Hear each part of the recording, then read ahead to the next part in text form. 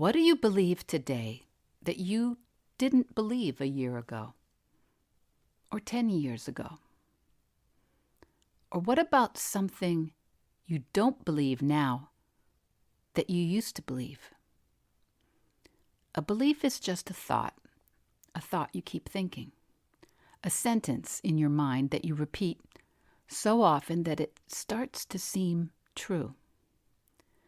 Usually we aren't even conscious of what our beliefs are until we subject them to scrutiny. I never believed that I could commit to a vegan diet until I stopped thinking that thought. I never believed that this introvert grandmother could have a podcast, work with clients, or write a plant-based coaching methodology. What was I thinking? How could I have been so wrong about me?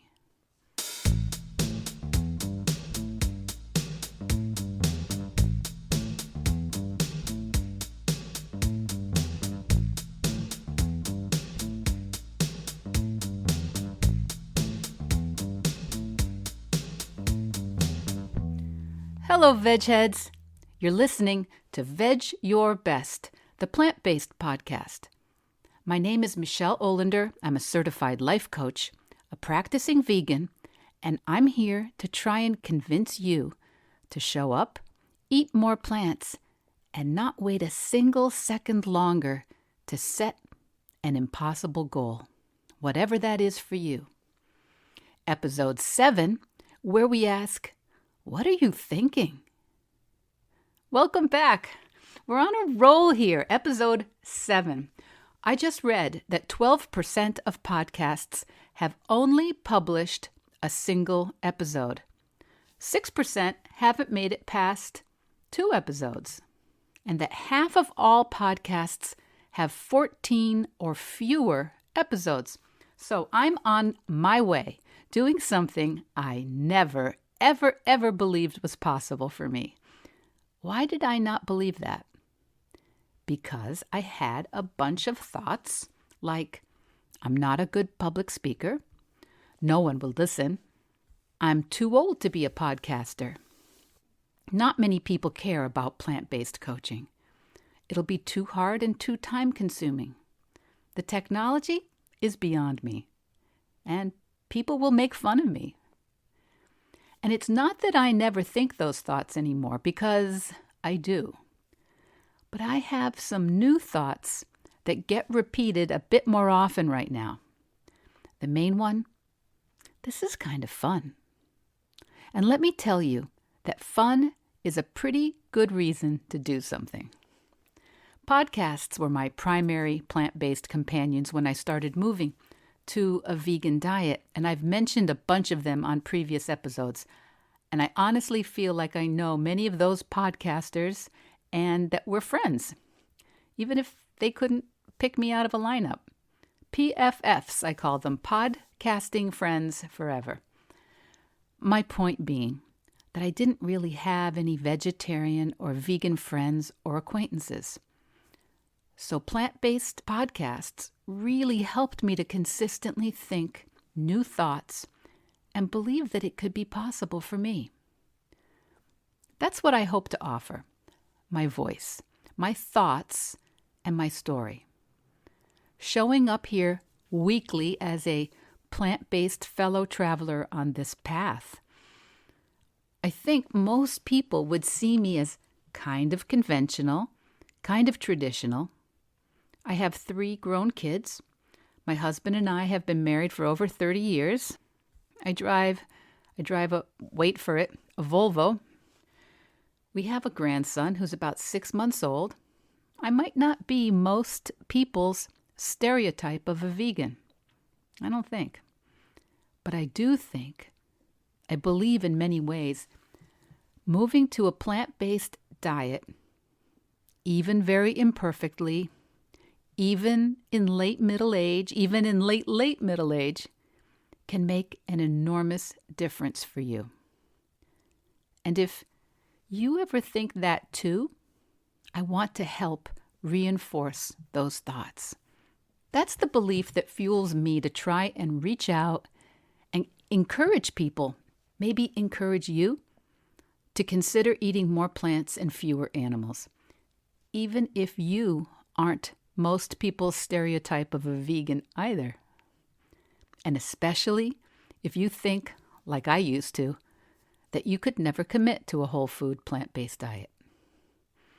So, when I think the thought, my voice sounds terrible on this podcast, or I hate the way I said it, or I lose the recording because I'm not that great with technology and Audacity, the app I use, I want you to know I'm not immune to crappy thoughts. But I have learned to practice countering the negative thoughts, at least the ones I notice, with a couple of equally true but more positive thoughts. Regardless of the topic, it's important to always make equal time for positive thoughts because we humans have what the psychologists call a negativity bias. A negativity bias, for example, is, well, say you went to the beach and had a lovely day and the water was fabulous and the picnic you brought was delicious and everyone had fun, and you went back to the car and someone said, "Your hair is such a mess, it makes you look like a crazy witch." I just made that up, obviously. That never happened and ruined my day. What do you think one would remember about that trip to the beach? The ocean, the waves, the picnic, or the crazy witch hair comment? Many of us will remember the crazy witch hair comment because negative experiences tend to affect us much more than positive experiences. The negativity bias is the tendency for humans to pay more attention and give more weight to negative experiences or thoughts than to neutral or even positive experiences. Even when negative experiences are inconsequential, humans tend to focus on the negative. We focus on the guy who cuts us off in traffic, or the woman who pushed in front of us in the checkout lane, or the one review out of 36 that says, kind of mediocre. It's why bad news sells newspaper and negative political campaigns motivate voter engagement. Not that we see that sort of thing in the U.S., thank goodness. Think about the many compliments you have received from friends or colleagues. You probably felt flattered at the moment, but then you went on with your day. Compare that to even a single passive-aggressive remark. It probably affected you more deeply, maybe even consumed your thoughts or carried over for days. In some cases, maybe even years. Does that ring a bell with anyone? Remember Linus, the wise comic book character with the security blanket, friend of Charlie Brown? He said, "Good things last 8 seconds. Bad things last 3 weeks." So, why are we so tuned in as humans to the negative? Bad news signals danger. From an evolutionary perspective, learning to identify potentially hazardous situations was vital for survival in a harsh environment rich in predators. For most of the podcast listening public now, there are fewer daily threats, but humans are still hardwired for self-preservation. We can look at the beliefs that we were taught as we grew up, and we can see the ones that have really served us, because most of our beliefs start out as sentences that someone said to us when we were young. My mother always used to tell me that I was smart, but lest that thought turn me into an egomaniac, the compliment came with the but of, "But you're very lazy." I told you last week, or maybe it was the week before, that I'm 12th or 13th generation New England Puritan on my mom's side, right? Not a lot of unrestrained gushing compliments on that side of the family. In my case, Anytime I got a compliment on my work or achievement, since then I always silently in my head, but definitely add the little coda, "Thank you, that's a nice compliment, but I'm actually very lazy." We often think that being negative is more realistic, or that it encourages us to work harder, or that it protects us from the disappointment of wanting more but not getting it. We also think being negative is better manners than being a self-aggrandizing egomaniac, as if that's the only alternative. Harsh negative self-criticism on one hand, or arrogant grandiose narcissism. I think there might be some middle ground. When we remind ourselves about the existence of the negativity bias in most of us, it can help us get a glimmer of what we're doing to keep ourselves stuck. When I first began moving away from meat, dairy, and eggs, I had a bunch of negative thoughts that seemed very true. Thoughts that made me think going vegan would be impossible, at least in my situation. At the risk of sounding like a very shallow, insecure person, one of the omnipresent thoughts I had on repeat was, my family and friends are going to be so annoyed if I go vegan. I had a lot of these imagined scenarios where my family would be exasperated, or where it would ruin a holiday gathering. Or we'd be out together and then it would ruin a meal in a restaurant if they had to try and enjoy their dinners when there wasn't much on the menu for me. Okay, I'm not saying that nothing like that has ever happened, but there have been occasionally negative situations over dinner across the past 5 decades when I was an omnivore that had nothing to do with me or anyone else eating plant-based. But I had to identify that negative thought and subject it to just a little bit of inquiry, a little bit of scrutiny to see it was pretty illogical. Yes, veg heads, there can be uncomfortable moments eating plant-based. There are uncomfortable moments, period, no matter what your dietary preferences. Have you ever experienced a bad meal?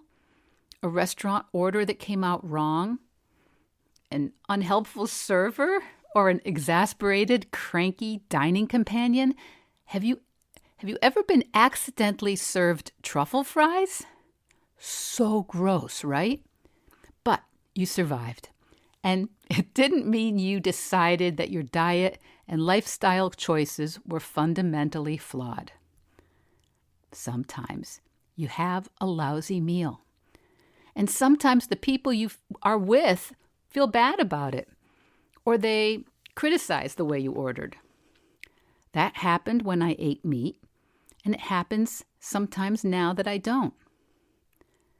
But the thought that it would complicate meals and eating out with friends and family really made me hesitate committing to a vegan diet.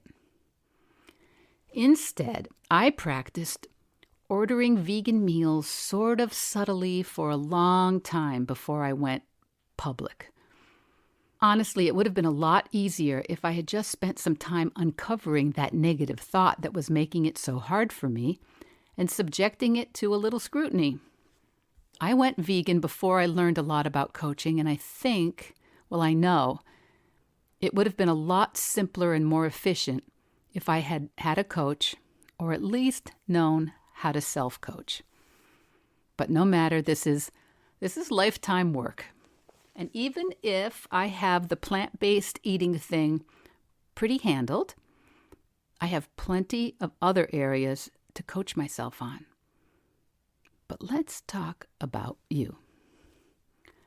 Does it just seem too hard for you to move toward a plant-based diet? Or maybe there's another area of your life where you think you want change, but it seems pretty impossible right now.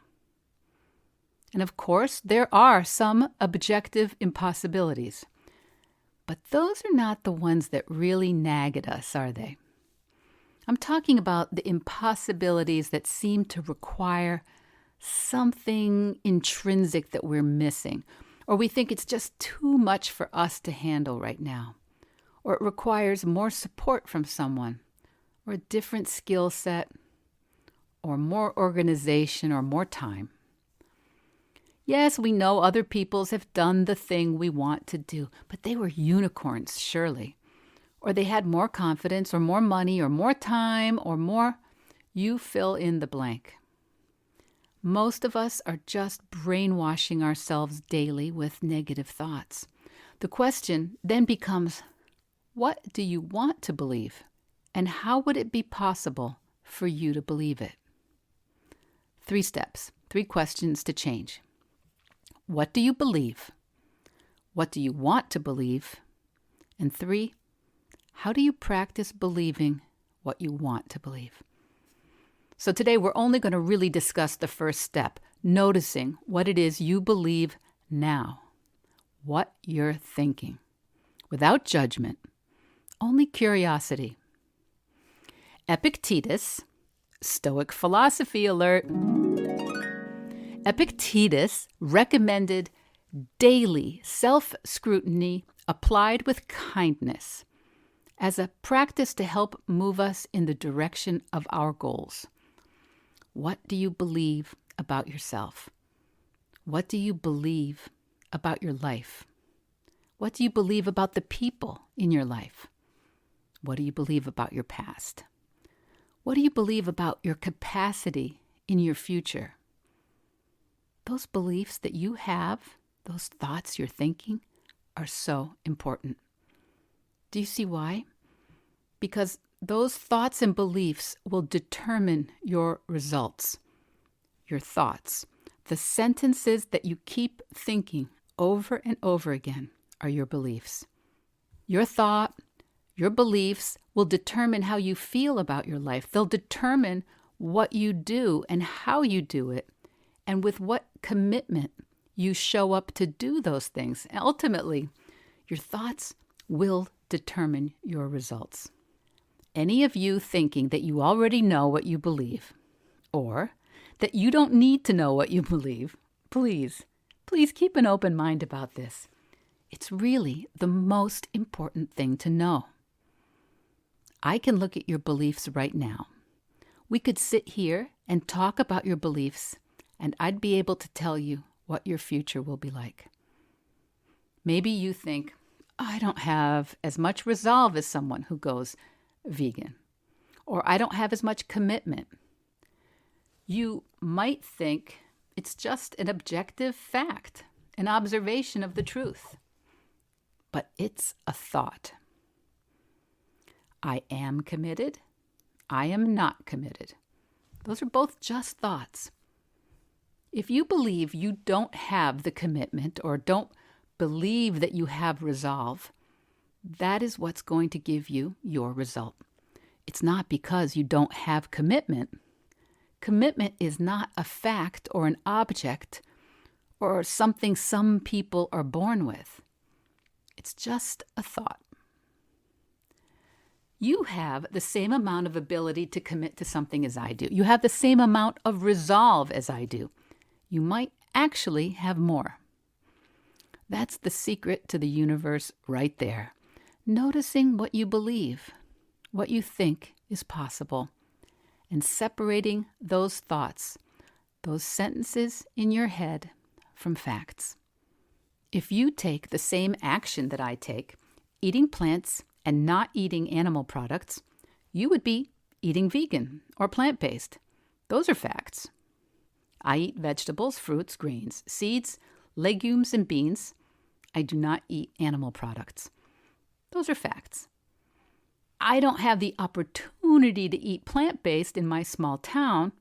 That's a thought. It's too hard to eat vegan with my travel schedule is a thought. I can't commit to eating plant-based because of my kids. That's another thought. I'll never be able to give up cheese. thought. There is the action of eating animal products and not eating animal products. Those are simple, no drama. And then all the thoughts. Most of us don't even recognize all those thoughts and beliefs for what they are. We think we're making observations. And you can eat whatever you want. Honestly, you already do. But if you think you want to move towards a plant-based diet and you're having trouble, it is only because of the other thoughts you're still thinking. Thoughts you're repeating and reinforcing and brainwashing yourself with. So step 1, changing your results, you have to find out what you believe now.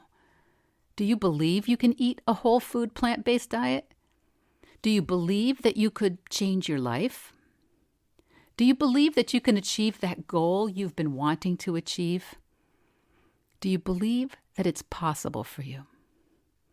You have to know. And it's okay if you don't believe.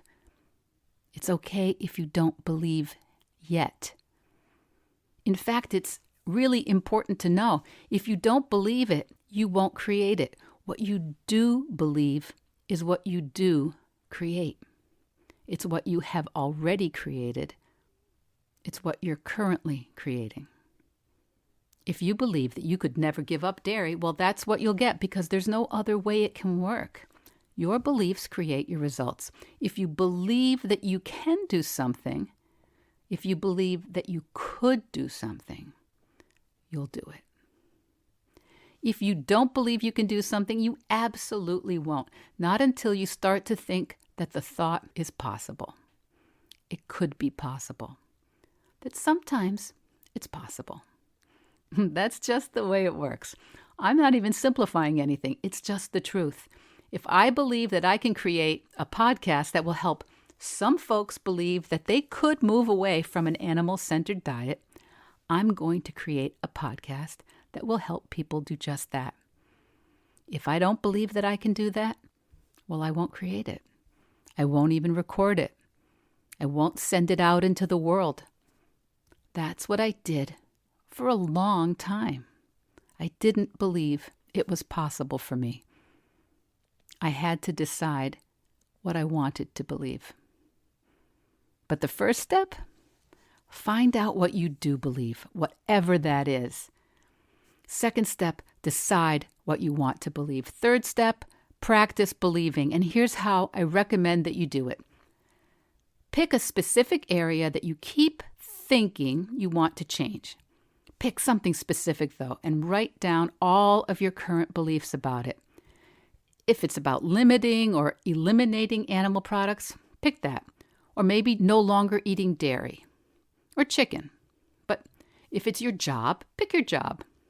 If it's your relationship, pick your relationship. If it's writing a book, which is my area of limiting beliefs right now, doesn't matter what area you choose, but I recommend be pretty specific and then write down all your beliefs about it.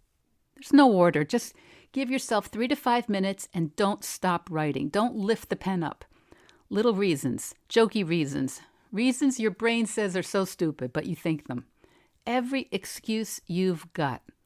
But try and write them like this. I think I can't blank because I think blank. Example, I think I can't stop eating cheese because I think my husband would have a fit.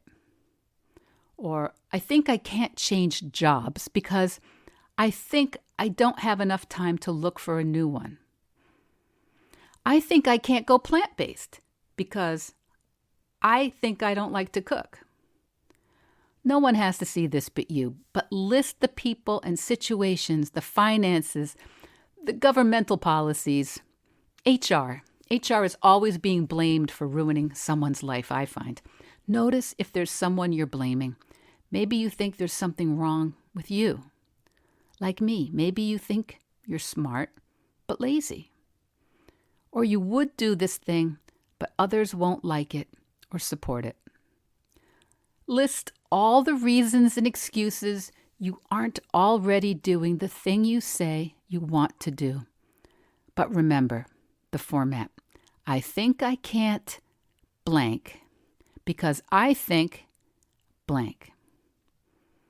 It's also important to write this down. If you're not working with a coach, I suggest handwriting rather than on a computer. Now you know what you think is standing between you and the specific area you want to change.